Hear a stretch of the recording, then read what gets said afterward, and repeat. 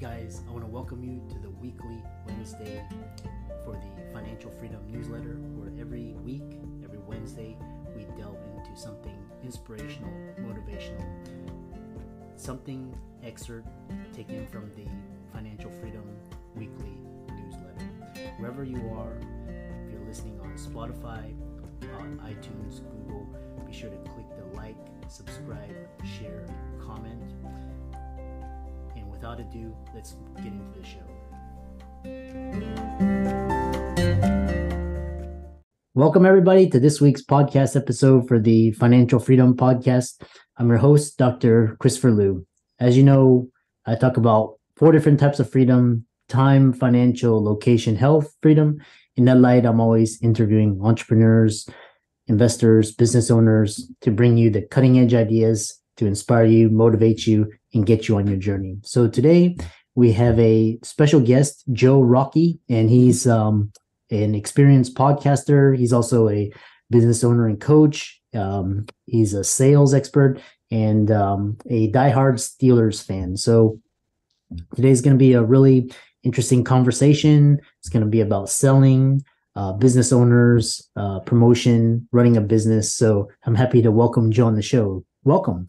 Well, yes, thank you for having me. Absolutely. Yeah, I know we had connected through Podmatch, and looks like you're calling in from Pittsburgh. Tell us all about, what you do, your business, and we can go from there.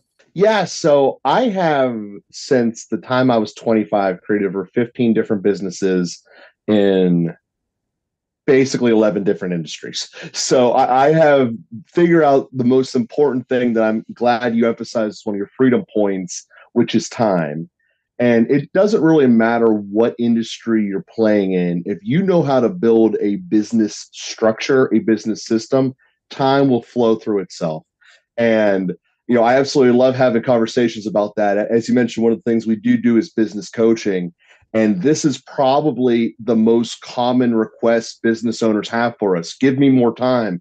It's not give me more money, which tends to happen, but it's actually just give me more time so I can relax. And then the other one in there is the stress reduction of I want to be able to have peace. Like I don't need to think about, is my business on fire 24/7? I want to know it's in safe hands and we build a good structure.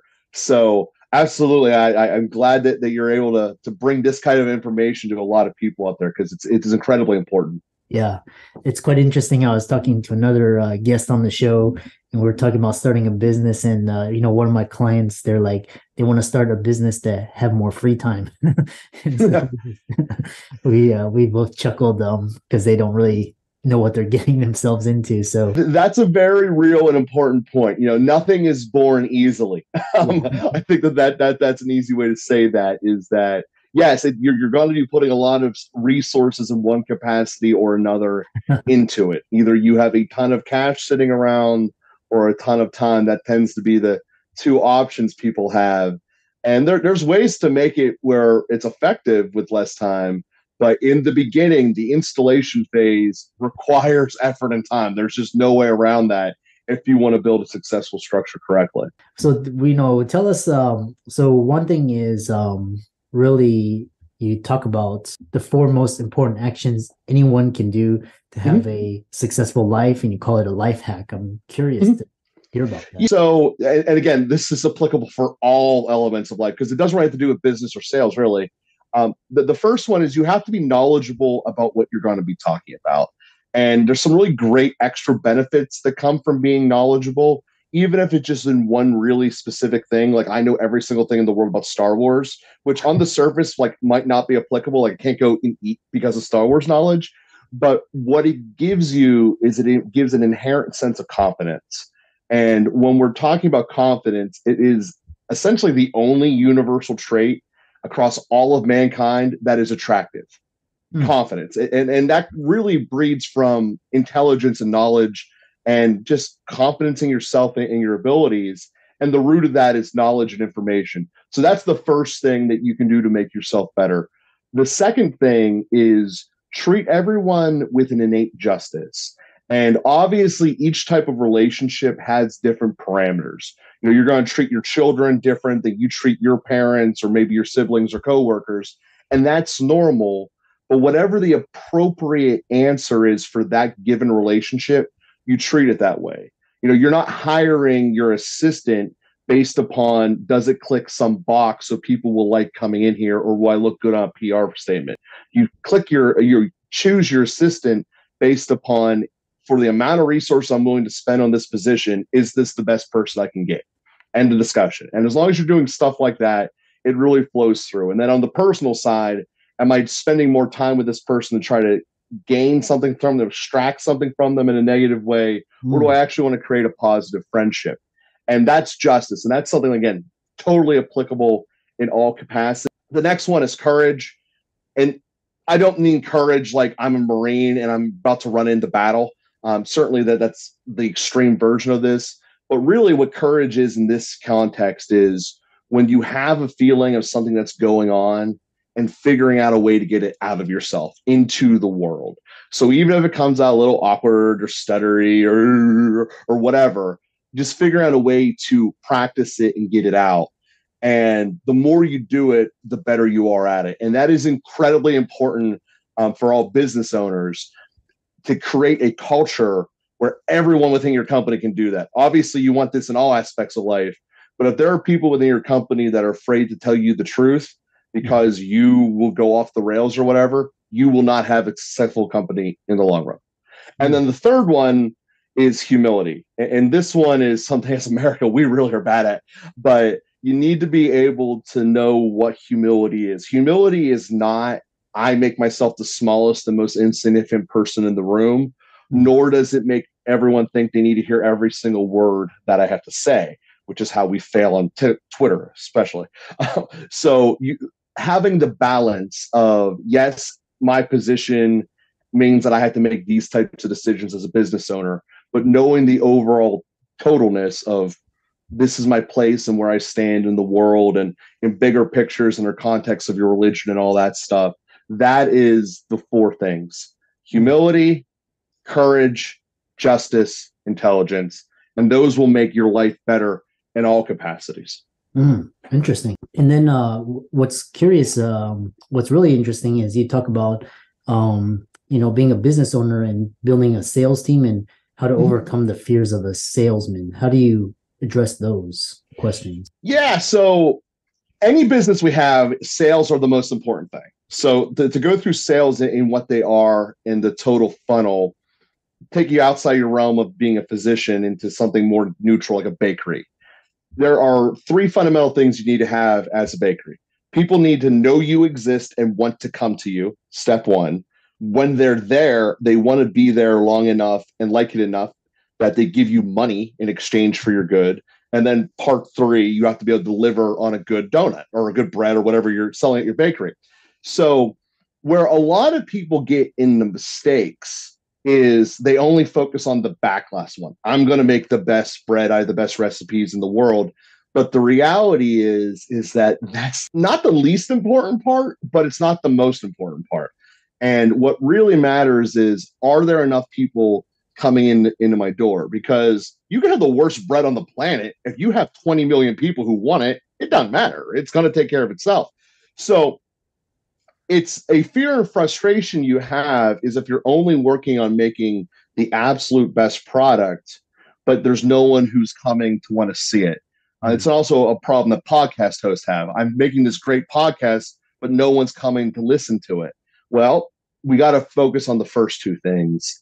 And it's something that you really got to overcome. And it makes you kind of question things a little bit more in a deeper way. Does it matter if I have the absolute best icing? Or does it matter that when people come in, they like the smell of my bakery and it's clean and they want to stay here longer and maybe peruse more? Is it worth it to create a marketing campaign and a branding side of my business? And those are the types of things that when you're creating your structure for your business are more important than at the end of the day, what the actual icing is on top of your cakes. Interesting. Because in really in like it's entrepreneurship and business ownership is different from regular employee. And regular employee can't fail because you'll get fired, but business owner, the faster you fail, the more quickly you learn. There's a quote I read is like, fail your way to success. You fail early and fast and often, and you can get to success earlier. So yes, as long as you have, going back to the previous answer, humility on your side to recognize that it could possibly be my fault that's making the mistake here. If you're one of these people who makes every problem in your life is from the outside, it will never work no matter how many times you fail. So that's part of blending the two different answers there. tell us about this idea, because what's really interesting is this idea where people have, like, when you're first, for example, first starting a podcast or a blog, and they feel like they have to spend hours and hours on the perfect first post, and and then they post a couple of times and then they get disillusioned. So tell us about that, this dichotomy. Yeah, no, that's real. And that's 100% of frustration people have, because I put my heart and soul into this thing, and for whatever reason, it didn't get clicked. And again, that goes back to the prior part of the bakery. You can have the greatest thing, but people need to know you're there and need to want to have to care that you're there. And the difference and the disconnect most people have is when they're involved in their content of their post or their blog, it's about the X's and O's. It's about is the content correct? But people don't buy based upon content. They buy based upon emotion. So are you writing your titles and pulling people in with the upside incentive of the emotion of, you're going to be better off. You're going to have a smile on your face when you're done reading this. You're going to like this. You're going to feel better. And if you're able to bring that type of emotion in your advertising, your branding, you're better off. And one thing I tell for all my clients that are podcast hosts is that have your actual logo reflect your soul. Because at the end of the day, your soul will come across in the podcast. There's no way to do them and not have that happen. Mm-hmm. You want your image, well, obviously to include what the podcast title is, but to have some form of the essence of you in there. And in doing so, you're going to be branding yourself through the emotion that will relate to your individual listeners. Because that's really what most listeners and buyers in general try to reflect. They want to go to someone that they feel that they're on the same level with equally. And obviously there's a billion different levels, so you're never going to get everyone, but you'll get your group and you'll be a part of where you want to be. And there's a lot of arguments to say that's all mankind's trying to accomplish. Just get to my group and people I want to be with. And the easier you say, this is us over here, easier it is to get yourself a regular audience and a growing audience of that. Yeah. And what's interesting is, talking to you, and what's interesting is you have, you're building systems. And so the first thing is sales, and then talk about building a successful and winning culture and what that means. Yeah. So you obviously need to have everyone on board with what you're doing. So there's some certain facts in the game that just apply to any employee. Every employee has a job for one of two reasons. Either A, they are doing something the owner cannot do for whatever reasons. Either he doesn't have time or that particular expertise, or the owner doesn't want to do it. Those are the only two reasons any employee job exists. So you start with that standpoint, and it's then, how do I make the individual employees want to do something that I really don't want to do? And some of it is just, well, personality types are going to want to be attracted to one position versus another. I personally do not like sitting on doing data mining on the internet. Like, that's not my thing. I like talking to people, figuring out solutions and stuff like that. But I've had many partners throughout the year that absolutely love that. They never want to be interfered with. They're the most introverted people on the planet, but they love diving in data. Cool. So it's something that, it doesn't mean the ownership has to like it.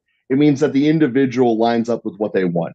So the most important thing you can do with this is, when you're articulating the position in the first place, be as accurate as you can be with what you see it, as far as this is what the employee will be doing, because that's what creates the culture. Is, I'm going to be doing this. I'm in a fit for exactly what I thought it was.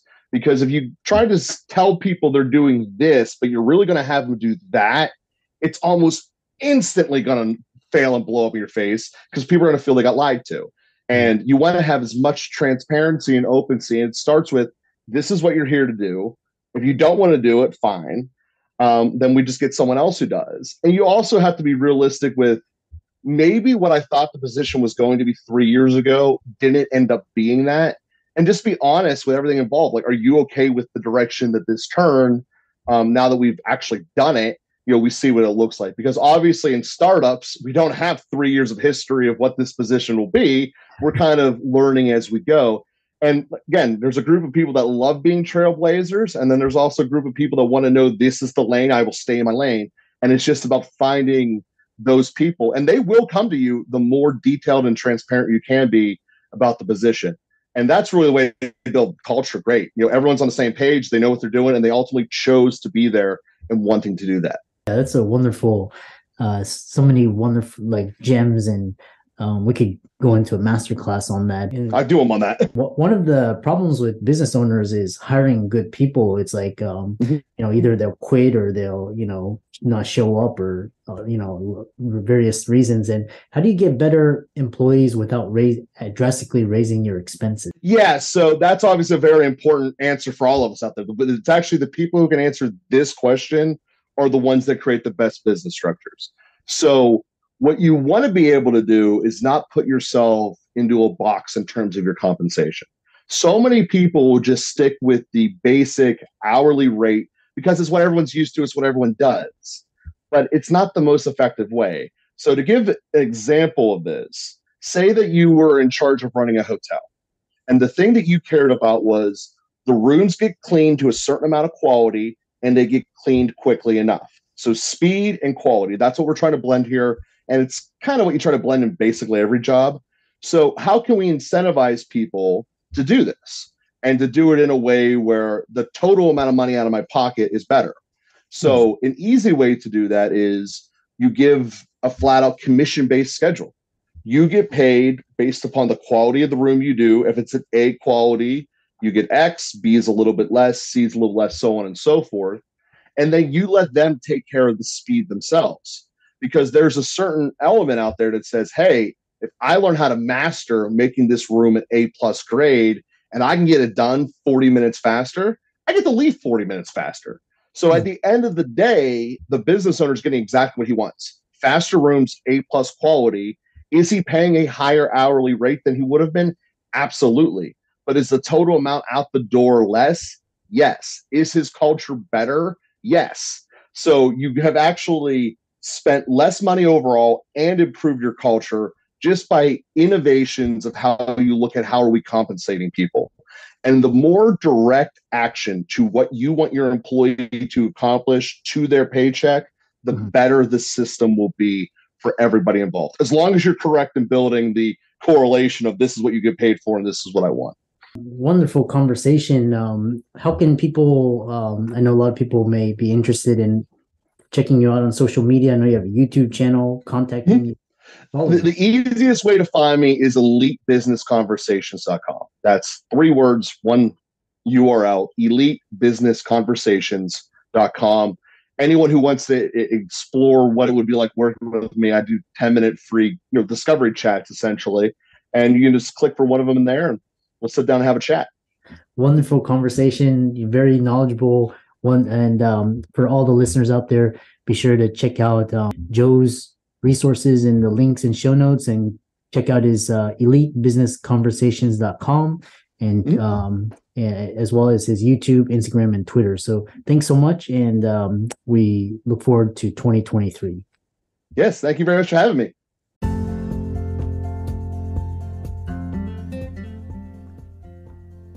I hope you really enjoyed that wonderful, inspirational, motivational piece. Again, wherever you are listening, if you liked it, be sure to like, comment, share, subscribe. We're on everywhere: Spotify, iTunes, Google, Amazon, Audible. And without much ado, be sure to thank this show's sponsors, and we'll see you next week.